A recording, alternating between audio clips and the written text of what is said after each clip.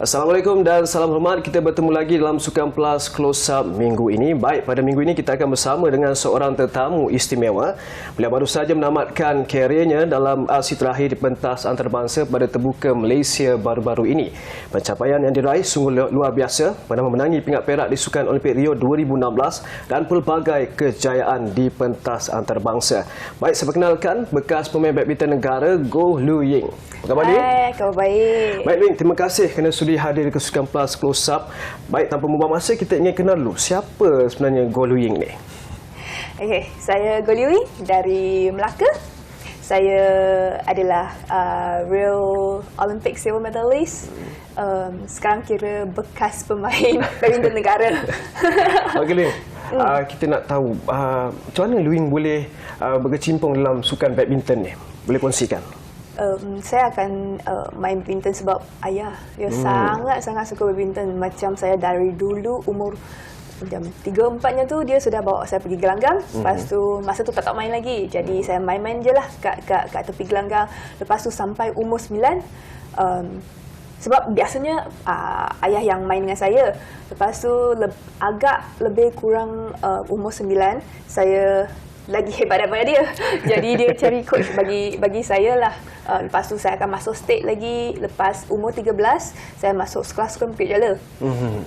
Sampai habis form 5 saya terus masuk BAM. Jadi profesional lah. Yeah. Siapa sebenarnya yang macam Lu cakap ni boleh elaborate ayah tu menyokong daripada sudut bagaimana tu untuk karier badminton Lu Ying? Ya, sebab ayah memang peminat badminton. Jadi semua tournament antarabangsa dia akan tengok. Lepas tu dia akan bawa saya sekali. Saya ingat ada sekali masa tu Olimpik lah. Saya tak ingat lah final. Ada Malaysia yang masuk. Saya masa tu kecil lagi. Lepas tu dia cakap dengan saya, inilah bola ni nak main macam ni, bola macam ni. Masa tu saya tak faham. Tapi saya boleh ingat masa tu saya tengah tengok TV, bapak saya cakap semua pasal badminton. Saya teman je bapak. Memang tak sangkalah saya akan jadi pemain badminton negara satu hari nantilah. Tapi bapak dari dulu dia memang ada bagi tahu saya, dulu keluarga miskin, dia nak jadi national player tapi tak mampu. So dia harap saya boleh jadi national player. Yeah. Jadi kiranya sokongan ayah tu mendorong Lu Ying untuk berkecimpung dalam sukan badminton. Betul. Mungkin sebelum ni ada sukan lain yang pernah Lu Ying main selain badminton? Ada. Apa sukan apa tu? Berlari. Oh, berlari. Ya. Mungkin 100 meter ataupun jarak jauh? 800 meter, 400 meter. Ada masa itu dua-dua pun boleh masuk state. Lepas tu bapak terus tolong saya pilih tanpa tanya saya. Cakap okey, masuk badminton terus. Ya. Lock terus badminton? Ya, lock terus badminton. Lepas tu, nasib baiklah. Dia pilih pilihan yang betul. Okay, Lu Ying, jika dah masuk dalam national team, mungkin tak terus main bergu campuran, betul? Mungkin sebelum ni Lu Ying di department mana sebenarnya? Memang dari kita semua player akan start dari single dulu. Macam dulu saya umur 13, memang dari single dulu semua player. Lepas tu 17-18 baru firm main double ke single. Tapi dulu Malaysia memang kita tak ada mixed double department. Lu Ying lah first batch. Oh, first batch? Ya, saya memang first batch. Masa itu Coach Rexy, dia adalah head coach for double department. Jadi dia cakap, okey, kita Malaysia kurang satu mixed double department. Nak buatlah satu. Okey, kita buat satu. Tapi kita tak cukup player. So, player akan coach akan mengutamakan doubles macam men's double dengan women's double. Lepas tu barulah sampai mixed double department. Saya ingat masa itu sebenarnya yang lebih banyak train mixed double hanya saya dengan Pengsun saja.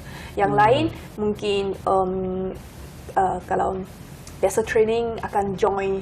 Tapi masa itu saya dengan Pengsun pun kita harus fokus kat 2 event saja. Macam double, saya ada double, Pengsun juga ada double. Tapi kita main fokus adalah mixed double. Tapi masa tu memang saya dengan Pengsun sahaja. Yang lain semua main fokus kat double. Ingat tak ketika tu siapa jurulatih yang kata train you dengan Pengsun waktu mula-mula starting dengan national team? Mixed double department memang Coach Jeremy. Dia first coach yang jaga kita mixed double. So dia asyik nak tarik player masuk mixed double department sebab dari dulu kan kita memang Malaysia tak ada famous pasal mixed double. Dulu kita akan tengok mix double apa tu? Lepas tu kalau yang player masuk, siapalah yang macam yang susah main dalam double baru akan masuk mix double. Jadi kita selalu cakap ini mix double team recycle bin.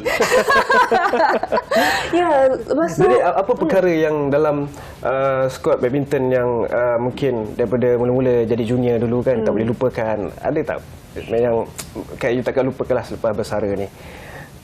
banyak yang pasal Paling junior saja. best, masa junior dululah, masa paling Masa best lah. junior.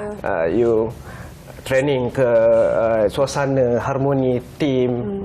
Dari dulu saya ingat saya selalu last kat tim. Oh. Ya, saya Last apa tu? Last maksudnya Last ranking. Last ranking. Last Oh, I ranking. see. Saya dari Form 1 sampai Form 4. Memang saya last. Banyak kawan macam ada join, ada keluar, ada join, ada keluar. Saya je macam dalam perempuan, saya je yang stay sampai last. Yang last ranking will stay sampai last. Lepas tu baru saya tukar pergi double. Okay, baru ada perubahan. Ya, pun ada sikit nasib jugalah. Saya ingat masa tu Asian Junior, coach cakap kita tak cukup, kurang satu player untuk main double, nak suruh saya cuba. Saya cakap, okay lah, I'm willing to try lah. Lepas tu, ada result quite okay. Start lah masa tu, saya dah fokus kat double lah. Coach cakap, galakkan saya main double. Ya. Bagaimana rejim latihan masa zaman muda you ataupun, tak maaf. Okay, kiranya zaman di awal pelibatan Lwing dalam badminton, bagaimana perbezaan rejim latihan tu? Mungkin dulu lebih keras ataupun bagaimana? Ya, memang tak sama sebab sebenarnya semua department juga latihan tak sama. Tapi dalam women's double nak kerja keras sebab kan women's double dia masa main panjang. Jadi yang stamina semua mesti mau tahan. Tapi kalau dalam mix lain sikit, banyak fokus kat keberanian dengan skill kat depan. So how you handle pressure masa tu kan lelaki mesti attack kat perempuan. So how you handle itu pressure. Ya, so ini training memang tak sama, tapi kalau nak cakap yang physically penat memang women's double. Mixed double bagaimana Lwing? Mungkin persefahaman ke ataupun keserasian lebih penting? Pada pendapat saya, yang paling susah adalah communication dengan partner. Sebab lelaki kan? Dia bukan you punya boyfriend, dia bukan you punya kawan sangat, mungkin baru kenal kan? Orang akan ingat, ini lelaki akan macam give more lah. Tapi sebenarnya lelaki pun keras kepala juga. Keras kepala? Saya tak cakap siapa. Okay. Sebab communication memang agak tak sama lah. Sebab kalau lelaki dia cara pemikiran dengan perempuan, cara pemikiran memang lain. Jadi macam mana blend tu? macam kalau dia macam lelaki, dia rasa ini perempuan harus ambil lagi banyak. Tapi perempuan cakap, you lah lelaki, cover lah saya lagi banyak. So ada pendapat diri sendiri, jadilah coach yang tolong atur. Ya, yang macam mana itu komunikasi semua, lepas tu cara permainan. Okey, biasanya kita pun perlu coach yang jadi orang tengah itulah. Ada pernah merajuk ke dalam training? You mau jumpa I dulu sekejap. You mau tanya saya, ada yang saya tak pernah jumpa lagi. Memang semua ada, gaduh ke, merajuk ke. Macam kalau dalam court main, sebab kita ada banyak tactical kan. Kita tak cakap semua tactical adalah yang paling bagus, tapi kita hanya cari tactical yang paling sesuai.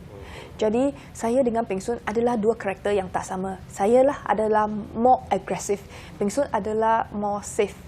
Jadi selalu pandangan saya dengan dia memang lain. So kita perlu coach di sana. Ya, ini bukan pasal betul ke tak betul, hanya pasal karakter.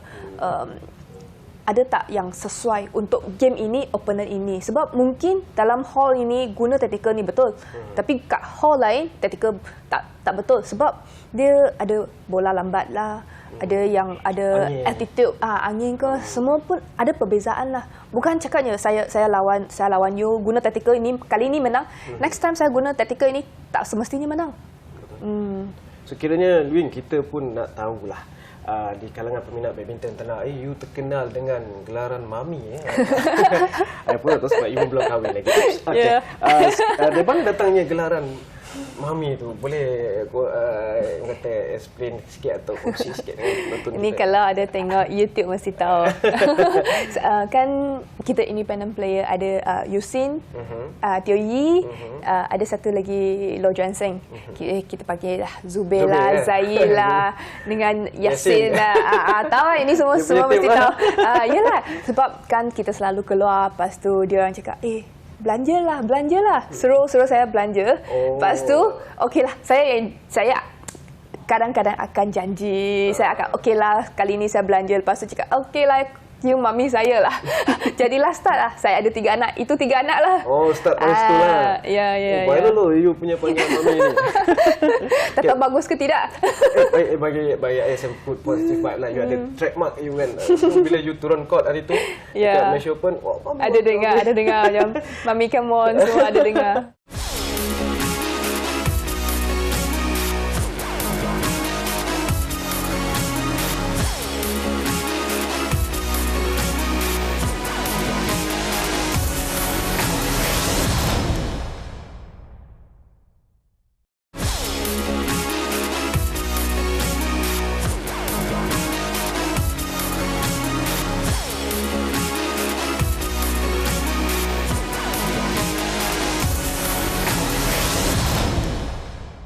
Okay, baik Lwin, kita nak singkap balik kejayaan you sepanjang 13 tahun pelibatan dalam sukan badminton dunia.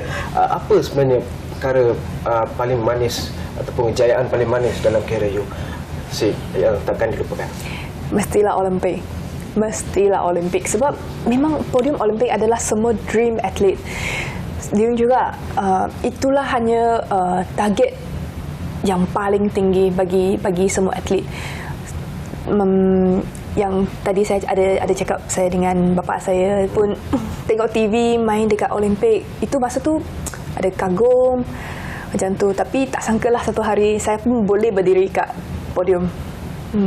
Kira itu history kan, first mixed double yang dapat untuk Malaysia. Ya, betul. Yang kita adalah first mixed double pair yang qualify Olympic. Adalah first pair yang dapat medal dalam mixed double. And saya juga adalah first female player in badminton dapat medal. Sebenarnya ada cerita kan sebelum you pergi ke Olimpik, you punya lutut, boleh kongsikan sikit tak pengalaman tu sebelum you race to Olimpik tu dan you get a medal. Satu pencapaian yang sangat membanggakan. Okey, di sini saya nak cakap saya ada qualified 2012 London Olympic. Korang tahu tak? Banyak orang tak tahu sebab masa tu mixed double itu nama belum kenal lagi. So masa tu saya dengan Peng Sun top 8 atau top 9, tapi kita kalah. Kalah semualah, which mean dalam round robin kita kalah. Tapi banyak orang pun tak tahu. Sampailah Rio Olympic itu, sebenarnya saya ada pembedahan 2014. Tapi masa tu saya bukan injured pada 2014. Saya memang injured dari 7 tahun dulu. Tapi saya tak buat surgery, saya hanya rest, lepas tu balik main lagi. Tapi semakin main semakin sakit. Jadi saya boleh rasa itu ni semakin longgar. Jadi saya ada fikir masa itu harus tak saya habis pembedahan baru main atau main baru pembedahan lepas tu retire. Saya fikir macam ada banyak komen lah. So saya dalam hati saya fikir kalau saya tinggal like 60 or 70% on court dalam Olympic, saya puas hati tak? Saya cakap saya tak. Sebab banyak orang cakap lepas pembedahan sangat susah nak balik top performance. Semua lagi pun saya terus buat dua-dua kaki. So doktor cakap kalau you satu kaki nak setengah tahun, dua kaki nak 1 tahun, kenapa tak buat sekali pun setengah tahun? Tapi masa itu saya akan susah sikit lah sebab saya tak boleh jalan, nak kena pakai tongkat. Saya cakap okey, ini saya tak takut, saya nak buat masa yang tersingkat lah. Jadi okey, saya buat. Tapi saya ingat lagi, saya 2014 saya buat kat Mei. Tapi Olympic qualifying round start dekat 2015 April. Ya, itu masa doktor cakap dengan saya, kalau you nak betul-betul perform, you need 1.5 year to recover. Tapi saya 8 bulan je dah start main tournament. To be honest lah, saya tak galakkan. Sebab masa tu saya memang tak cukup masa. Jadi saya kalau saya tak qualify Olimpik, sebab masa tu saya ranking 200 lebih. Kalau saya tak dapat masuk Olimpik, macam bazir lah kalau saya pembedahan ini. Jadi sekarang pun ada banyak masalah lah pasal ni, sebab saya memang rehab sana, saya kurang masa sikit. Jadi saya nak qualify. Saya 2012 masa tu Olimpik, saya memang main tak bagus lah. Saya ada tak puas hati. Saya cakap, okay, kalau bagi saya chance lagi, saya nak main lagi bagus daripada 2012. Dengan itu hati, saya go all the way. Nak cuba, at first target memang, okay, saya nak qualify dulu. Okay, I made it, saya boleh qualify. Lepas tu, saya cakap, okay, dalam Robin, at least saya boleh masuk quarter. Saya satisfied. Saya banyak fight lagi lah, macam step by step, dan dapat draw yang agak bagus dalam quarter. So kita dapatlah. Ya. Okey, Lu Ying, sepanjang bergelar pemain badminton kan, bagaimana Lu Ying menghadapi setiap kritikan dan sokongan yang diterima? Memang susah lah, sebab orang dah expect you adalah siapa-siapa, macam silver medalist. So the next one, kalau you tak dapat champion, orang akan criticize. So how you go through it? Sebab bukan semua orang tahu condition diri sendiri. Kita mungkin saya boleh cakap masa ni saya sebab umur semakin besar, makin meningkat. Okay, jadi banyak isu yang kita harus fikir. Macam kalau saya dengan Peng Sun top 10 kan, world ranking, kita adalah compulsory nak main 12 dan 12 sampai 15 lah compulsory. Jadi lebih kurang satu bulan, at least satu lah. Kan selalu kan satu bulan ada 2-3 sekali. So kita mesti nak tahu macam mana nak manage kita punya time dan recovery. Kalau kita tak main, kita akan kena fine. So especially dalam top 10. So kadang-kadang mungkin kita bukan dalam condition yang bagus, kita pun harus main. Dan lepas tu orang cakap, kenapa macam tak ada tenaga, semua-semua. Tapi you tepis semua kritikan tu. Yalah, lepas tu kan ada kritik you tak boleh main lah, you better dia tired lah. I baca semua komen tu, dan how you steady kan. Memang sebab orang biasa pun tak tahu apa yang keadaan sebenarnya. So yang kita tahu, kita masuk court. Mungkin hari ni saya ada 80% saja, tapi saya bagi saya all out 80%. Saya rasa itu memang cukup lah. At least saya tak bersalah. Ya. Baik, Lu Ying, selepas mengatur raket, apa next plan? Next chapter untuk you punya career you? Mungkin boleh kongsikan, ingin menjadi model ke atau buka akademi sendiri ke? Okay, first saya memang takkan jauhkan diri daripada badminton, sukan. So saya akan start organize lagi banyak badminton competitions. Oh, very good. Ya, betul. Tapi itu bukan bagi pro player. Saya akan bagi semua amateur player. So siapa-siapa yang berminat boleh bagi perhatian. So the next one sekarang saya start dari the next one adalah February. Saya sudah ada satu. Ya, tapi itu more like to company. So the next one saya akan buat dengan mungkin Astro. So bagi yang public. So more like bagi amateur player nak grow itu sukan. Kira tak jauh dengan badminton lah. Memang tak jauh. Mungkin ada plan nak buka akademi sendiri kan? One day? Sebab ramai sekarang geng-geng ni pun ada yang dah buka akademi kan? That's why. Ini bagilah dia orang. So, kiranya you nak bergerak dengan program-program pembangunan lah. Pelapis-pelapis. Betul. Okay, Lu Ying, selepas 13 tahun bersama pasangan Chan Peng Sun, mungkin ada kata-kata yang mungkin kita nak dengar lah daripada hati you. Sebab Peng Sun masih bermain. Ya, betul. So mungkin lepas ni you tengok dia dekat tempat penonton, mungkin ada kata-kata yang istimewa untuk Peng Sun ke? first saya memang wish dia all the best, boleh fight lagi terus sampai Paris 2024. And then saya tahu masa dia partner saya dulu kan saya selalu injured, dia bagi banyak passions, macam sebab kita dulu gaji based on our world ranking. Jadi kalau saya injured pun ada kacau dia. Dia ada family dia. Dia kat depan saya tak ada marah lah, kat belakang saya tak tahu lah. Tak. Dia lelaki yang agak soft lah. Dan saya nak cakap terima kasih kepada dia sebab yang sepanjang masa ni dia pun ada faham dekat saya. Dia tak bagi pressure yang sangat banyak sebab dulu saya injured, saya tak ada confident dalam court. Dia cakap tak apa, you buat je apa yang boleh, yang lain saya boleh cover. So masa tu saya dengar tu quite touch lah sebab mungkin dia frustrated juga sebab saya asyik injured tapi dia bagi macam mana kan, dia masih bagi passion dia lagi dekat saya. Okay, apa harapan Louie untuk especially Department Regu Campuran Negara untuk masa-masa hadapan, apa you punya orang kata harapan dan dukungan lah?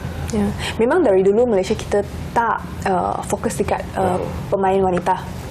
Jadi memang tak cukup. Sampai sekarang kita pun player mungkin dalam mix double department ada 2-3 je perempuan. Jadi kalau kita nak cari pemain yang bagus, kita nak buat lagi bagus dalam development. So dari dulu kita Malaysia tak ada mix double, sampailah sekarang kalau dalam tengok Malaysia Open kita pun ada 4-5 pair semua kat dalam. Jadi ini adalah keadaan yang bagus, tapi saya harap ini boleh continue lagi. But the first thing is how you develop. Macam mana nak cari atlet wanita? Apa yang boleh buat perubahan? Ya, saya rasa harus fokus dekat itu point. Susah tak you nak survive as a professional sampai selepas sampai you ke Olympic Tokyo tu? Ya, yang dari dulu saya kat sekolah kan, saya cakap saya asyik nampak saya teammate keluar. Ada yang sebab ibu bapa tengok anak dia sakit hati, especially perempuan. Cakap lelaki tak apa, tapi perempuan tak boleh. Kan ini keadaan yang sangat selalu jumpa. And then yang second, akan fikir tak ada future, and sports career sangat short. So lepas dia jadi atlet, apa yang dia boleh buat? So kalau parents tengah fikir ini, dia akan stop. Walaupun itu anak dia ada talent, dia akan stop juga sebab dia akan fikir future plan. So saya rasa ini adalah example yang sangat bagus. Kita macam mana nak cari atlet lagi, yang lagi satu development. Banyak atlet perempuan sangat senang injured. Okay, apa yang kita boleh buat? So kalau kita fokus dekat yang itu point ni, kita akan jumpa lagi banyak atlet lah. Bukan, saya cakap mungkin bukan sahaja dalam badminton, sukan lain juga. Sebab originally badan perempuan, structure semua memang lagi senang injured compared to atlet lelaki. Okay, Louie, nak tanya sikit lah. Mungkin ada perancangan nak kahwin ke apa ni? Ini stay tune. Nanti akan tahu pada masa yang betul. Oh, okey, sudah berpunyalah sekarang ni. Tak tahu. Okey, Louie, last kita nak minta you wish untuk sebenarnya tahun baru Cina this year, dan kata-kata untuk you punya fans daripada dulu hingga kini. Okay, Mami nak terima kasih kepada semua fans yang sokong Mami dari dulu sampai sekarang. Tak kisahlah Mami kena marah ke, ada injured ke, korang sentiasa dengan di sisi Mami lah. Jadi sekarang Mami sudah retire. So thanks to all the fans and selamat tahun baru Cina. Baik, itu dia perkongsian menarik daripada legenda bergu campuran negara Goh Liu Ying, dan kita mendoakan supaya beliau terus berjaya dalam the next chapter melalui apa jua bidang yang dilakukan. All the best, Liu Ying. Thank you. Sekian saja close up minggu ini. Kita jumpa lagi minggu hadapan. Saya Azril Halim. Assalamualaikum.